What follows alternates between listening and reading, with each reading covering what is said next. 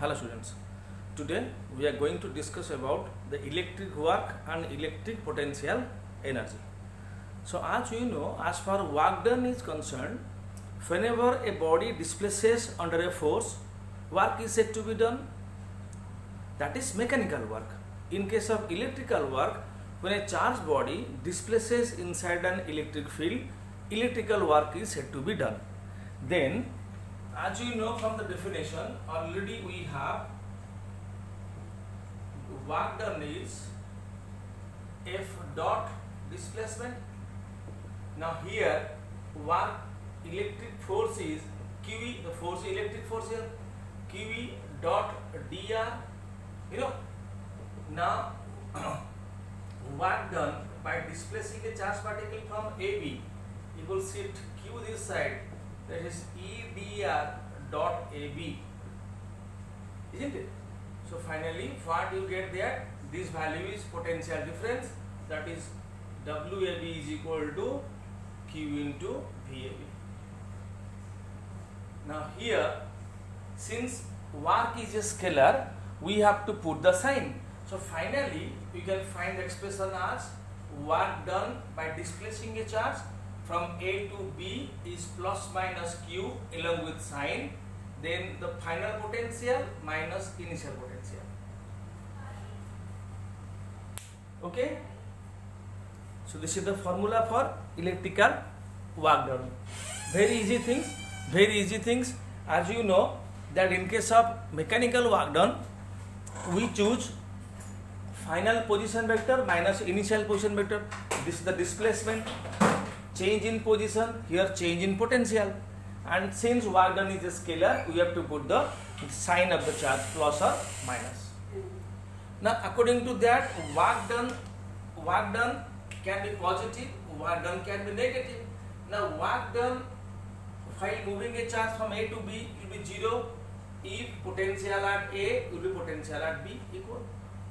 So that means when a point charge or a charge body moves along an equipotential surface, then work done is 0. Number 2, work done is greater than 0. Work done is greater than 0, that is positive if done by external force. I will discuss later on. And work done will be negative, that is less than 0 if done by electric force.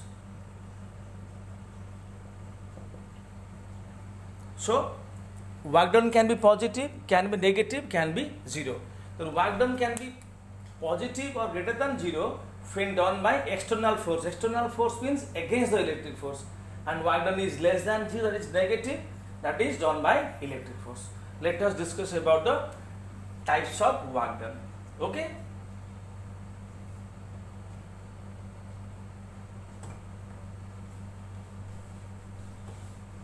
So now let us explain me.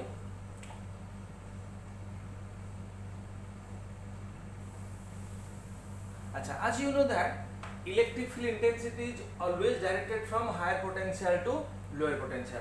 Let us displace a charge plus Q from point A to point B. Okay. Now using the formula WAB equal to charge is here positive, then we can add VB minus VA. Now since electric field is from higher potential to lower potential, point A will be at higher potential with respect to point B. Now VB minus VA will come negative, charge is positive, so that means work done is negative. Now look here, as you know that electric force on a charged particle inside the field will be along the field in case of positive charge, since positive charge experience a force towards negative, away from positive towards negative. So अगर एक positive charge को electric field के अंदर रखते हैं तो वो जो फोर्स एक्सपीरियंस करेगा वो इलेक्ट्रिक फील्ड की तरफ रहेगा. सो अभी ये पता चल जाता है कि बॉडी जो डिस्प्लेस हुआ है वो इलेक्ट्रिक फोर्स के अलोंग हुआ है. Electric force higher to lower, charge body higher to lower displace हुआ. इसका मतलब ये हुआ कि वर्क डन यहाँ इलेक्ट्रिक फोर्स किया, क्योंकि इलेक्ट्रिक फोर्स जिस तरफ है बॉडी, चार्ज बॉडी उस तरफ जा रहा है। जैसे कि बॉडी अगर मैं छोड़ दूं यहाँ नीचे आ जाएगा, तो इसका मतलब यहाँ वर्क डन ग्रेविटेशनल फोर्स किया, खुद फील्ड सिस्टम किया, सो ये वर्क डन नेगेटिव होगा। जहाँ लिखा था मैंने work done negative done by electric force. अगर वही क्रॉस क्यू चार्ज को हम लोग, ठीक है, यहाँ अगर माइनस क्यू चार्ज को हम लोग लेते हैं A to B, look here, so same thing here, यहाँ माइनस आ जाएगा तो यहाँ तो सेम रहेगा। अब ये माइनस, तब ये हो जाएगा वर्क डन हो जाएगा पॉजिटिव। आप थोड़ा ध्यान से देखिए, तो अगर नेगेटिव चार्ज यहाँ है तो इस पे फोर्स जो है वो अगेंस्ट द फील्ड होगा, टुवर्ड्स हायर पोटेंशियल होगा, और यहाँ डिस्प्लेसमेंट जो है अगेंस्ट द फोर्स हो रहा है। तो इसका मतलब external force is doing the work, external force is displacing the charge particle, so here work done will be positive. Okay guys, now though you know the unit of work is joule and yaw, we have to add another unit of electrical work, that is electron volt, that is EV. What is electron volt? Electron volt can be, it's a unit, simply you can say that it's a unit of electric work.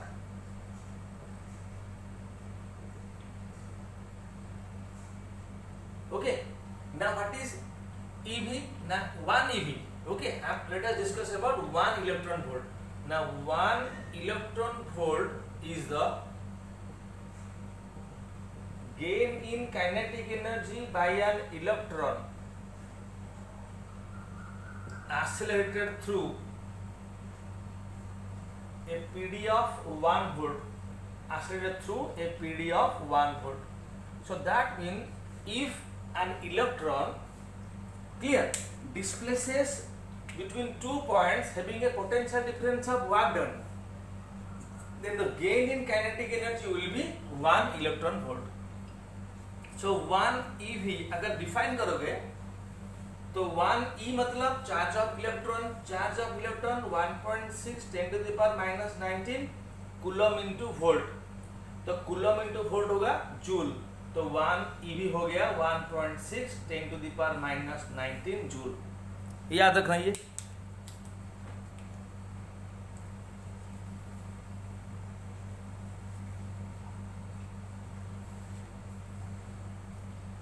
तो formula में या calculation में electron volt use मत करना, जब भी electron volt मिले question में जूल में कन्वर्ट करना। 1 EV है 1.6 10 to the power minus 19 electron volt. Now guys let us discuss about electrical potential energy. Okay, तो as you know that work done and energy are interrelated, so let us discuss about electrical potential energy. So suppose there are few point charges here, Q1 here, minus Q2 here, Q3 here, okay. Then suppose these charges are placed at particular points. Now if potential energy of these charges is asked, it defines the amount of work done by bringing all the charges from infinity and arranging at these points. इसका मतलब ये हुआ, अगर potential energy पूछा है, इसका मतलब ये है सारे के सारे चार्ज को इन्फिनिटी से लाके वही पॉइंट पे प्लेस करने में जितने वर्क डन होगा वही वर्क डन आपका लॉस होगा और सिस्टम का गेन होगा।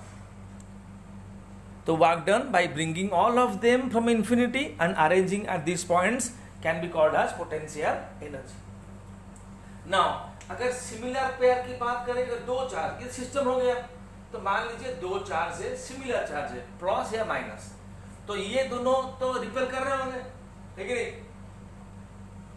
तो अगर ये दोनों को इन्फिनिटी से लाके यहां रख देते हैं ये पॉइंट पे, तो इन्फिनिटी से लाके दोनों चार्ज को यहां रखने में जितना वर्क डन होगा वही होगा उनका एनर्जी। क्योंकि यहाँ फोर्स रिपल्सिव है तो उन दोनों को अगेंस्ट द फोर्स लाना पड़ेगा। अगर डिसिमिलर चार्ज होगा, मान लीजिए Q1 Q2 है, तो ये अट्रैक्टिव फोर्स करेंगे, ठीक है। तो उनको दूर लेना पड़ेगा, इनफाइनाइट तक लेना पड़ेगा। तो अगर डिसिमिलर चार्ज होगा तो to know about the potential energy let us separate them up to infinity. तो इन्फिनिटी तक लेने में जितना वर्क डन होगा वही होगा उनका पोटेंशियल एनर्जी। ये पेयर ऑफ चार्ज की बात कर रहे हैं।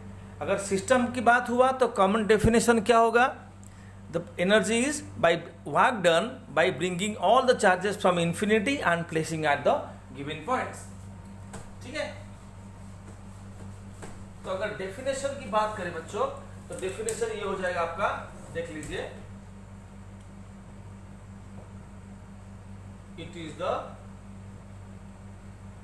वर्क डन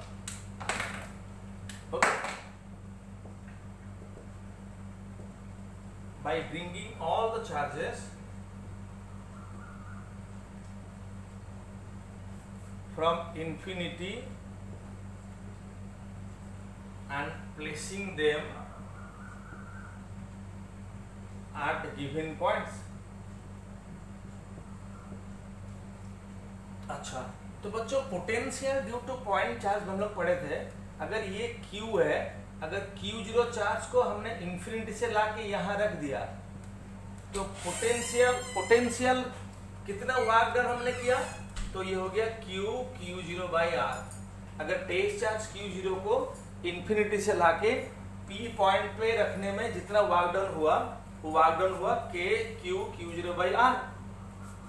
तो अभी पोटेंशियल एनर्जी और वर्क डन इक्वल है, तो बस Q की जगह Q1 और Q0 की जगह Q2 लिख देते हैं। ये हो गया पोटेंशियल एनर्जी। तो ये भी स्केलर है बच्चों, ये भी स्केलर है वर्क डन जैसा। तो यहाँ चार्ज का साइन लेना पड़ेगा, मैग्नीट्यूड के साथ साइन भी लेना पड़ेगा। तो अगर साइन लोगे तो पोटेंशियल एनर्जी पॉजिटिव भी हो सकता है, नेगेटिव भी हो सकता है। पॉजिटिव कब होगा ना? फॉर सिमिलर चार्ज के लिए। अगर सिमिलर चार्ज होंगे तो Q1 Q2 सिमिलर होंगे तो प्रोडक्ट उनका पॉजिटिव होगा, तो एनर्जी पॉजिटिव होगा।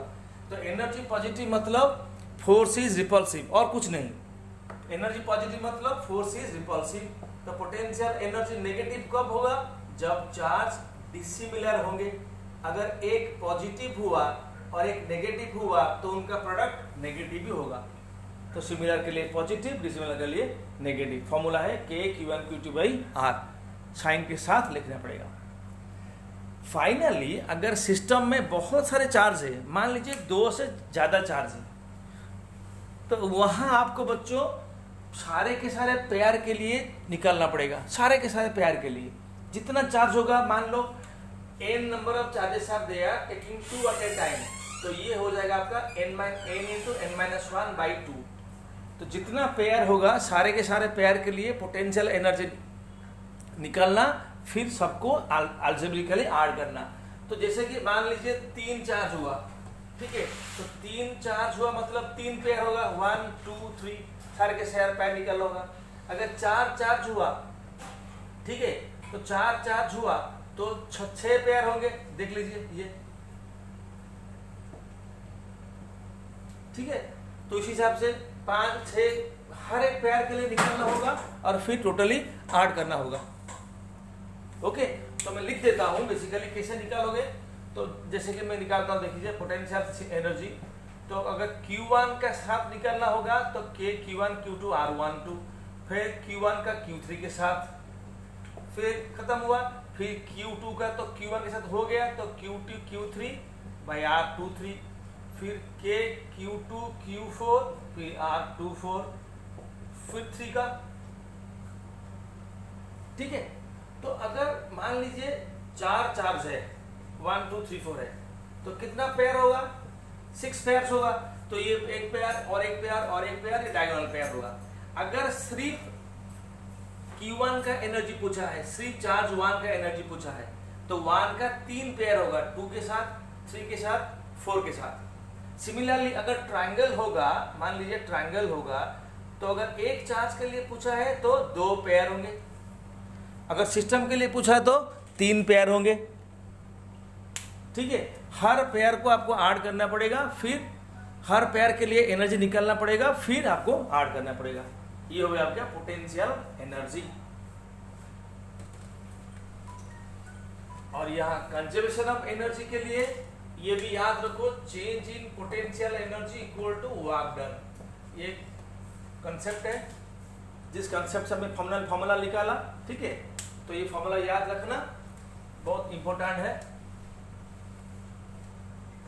तो जैसे कि मान लीजिए एक चार्ज है, क्वेश्चन में दिया है अगर किसी एक चार्ज को शिफ्ट कर दिया इनफाइनाइट तक तो कितना वर्क डन होगा। मान लीजिए Q1 को शिफ्ट कर दिया, तो पहले आपको जो केस गिवन है, पहले इनिशियल पोटेंशियल एनर्जी निकालना पड़ेगा, फिर उसको हटाने के बाद फिर आपको फाइनल पोटेंशियल एनर्जी निकालना पड़ेगा, फिर अगर वर्क डन पूछा है तो फिर आपको final energy minus initial energy करना पड़ेगा।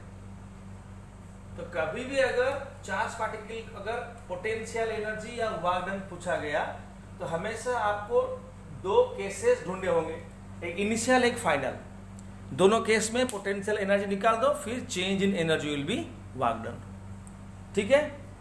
In the next video we will discuss about the new chapter capacitance. Thank you guys.